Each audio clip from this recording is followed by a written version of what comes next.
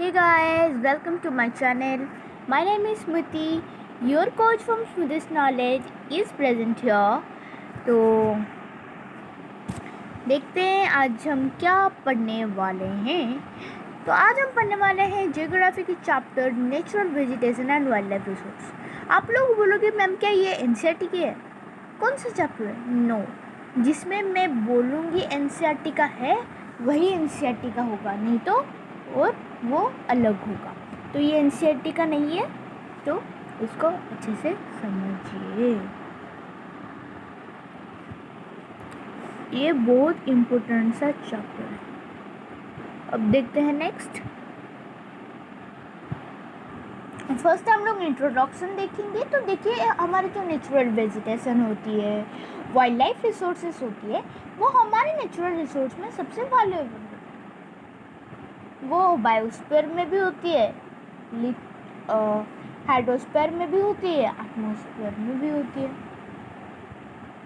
Right.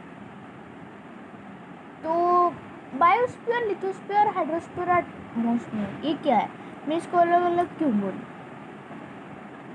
I don't think they are different. Yes, they are not different. Biosphere एक ऐसा place है जिसमें lithosphere, hydrosphere और atmosphere तीनों लेयर मिलते हैं। तो इतना था इंट्रोडक्शन। एक बहुत इजी चैप्टर है जिसको आप लोग एक चुटकी में पकड़ सकते हैं। तो नेक्स्ट हम लोग पढ़ेंगे importance of natural vegetation and wild life. तो अभी हमारे नेचुरल वेजिटेशन और वाइल्ड लाइफ की इम्पोर्टेंस क्या है?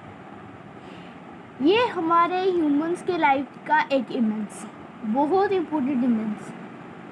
प्लांट्स हमको ऑक्सीजन देते हैं, कुछ डेली यूज आइटम्स देते हैं जैसे कि वुड, फ्लावर्स। फूड देते हैं जैसे कि cereals, pulses, vegetable, fruits and etcetera. और कुछ अदर आर्टिकल जैसे कि मैं बोली timber, firewood, resin, medicines. Plant soil erosion को भी मीन्स रुकवाती है। सॉइल इरोशन जहाँ पर ज़्यादा प्लांट्स होंगे वहाँ पर सॉइल इरोशन ज़्यादा नहीं होगा। ग्लोबल वार्मिंग कंट्रोल करती है और फ्लड्स प्रिवेंट करती है। तो ये जो प्लांट्स है वो हमारे बहुत से ट्राइबल कम्युनिटीज़ या तो कोई फॉरेस्ट ड्वेलर्स की लाइवलीहुड को बहुत सपोर्ट करती है। नेचर और उसकी फॉरेस्ट वाइल्ड लाइफ को होम तो देती है, शेल्टर तो देती है। अब हम लोग चलते हैं एनिमल्स की ओर। एनिमल्स हमको मिल्क देती है, मीट देती है, एग्स देते हैं, हनी देते हैं, फर देते हैं, फेदर देते हैं, हाइड देते हैं। ये क्यों यूज है? Because of clothing and beast of burden. Dead and decayed plants and animals वो हमको ह्यूमस देते हैं और सॉइल को फर्टाइल बना देते हैं। एनिमल्स हमारे इकोसिस्टम में बैलेंस मेंटेन करती है in the food chain and the food web. अब इकोसिस्टम क्या होता है? The interaction between plants and animals with their environment. जो प्लांट्स और एनिमल के बीच जो इंटरेक्शन होती है एनवायरनमेंट में, उनके एनवायरनमेंट में, वो होती है इकोसिस्टम। तो अभी प्लांट से क्या क्या मिलता है? और एक बार वुड मिलता है, टिम्बर मिलता है, रेजिन मिलता है, मेडिसिन्स मिलते हैं, cereals, pulses, vegetable, fruits, etc. we get. And from animals, egg, meat, chicken, butter, paneer, right? Cheese, we get.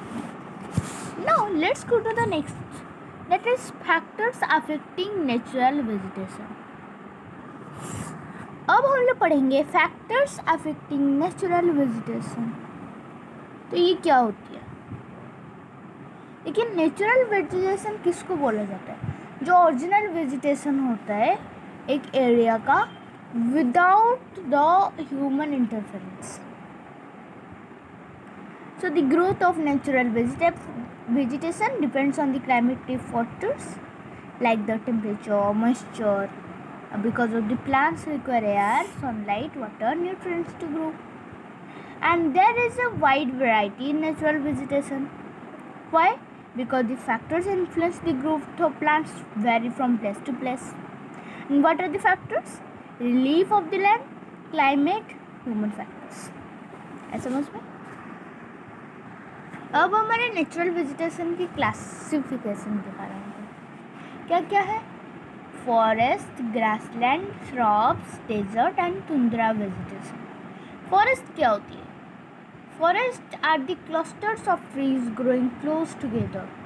वो ट्रीज के ग्रुप होते हैं जो कि पास पास क्लोज ग्रो करते हैं in a big area. And sometime the trees grow so close that their tops form a roof-like structure, and that roof-like structure is nothing but the canopy that don't allow the sunlight to reach to the ground and give the nutrients or the sunlight to the small plants. The forest grow in hot and humid climate.